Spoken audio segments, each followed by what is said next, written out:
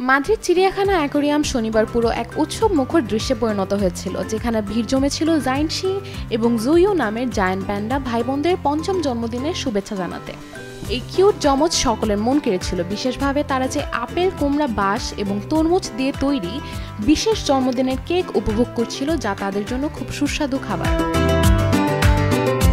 ২০২০ সালে জন্ম নেওয়া পুরুষ পান্ডা জাইনশি এবং নারী পান্ডা জুইউ এপ্রিল ২০২৪ সালে চীনের চেংডু রিসার্চ বেস থেকে স্পেনে এসেছিল।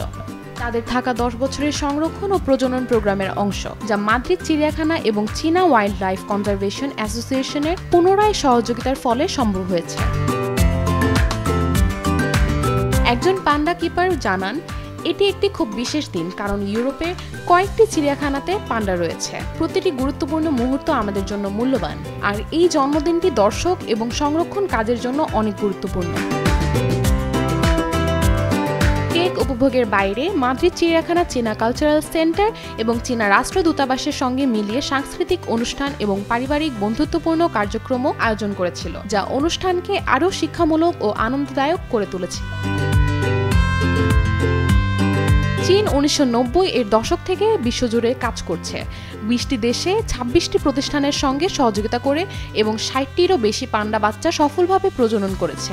জিনশি এবং জুইউ এখন স্পেনে আন্তর্জাতিক সফলতার গল্পের গর্বিত প্রতীক হিসেবে তাদের স্থান নিশ্চিত করেছেন। Sanjita Chowdhury, Daily Sun.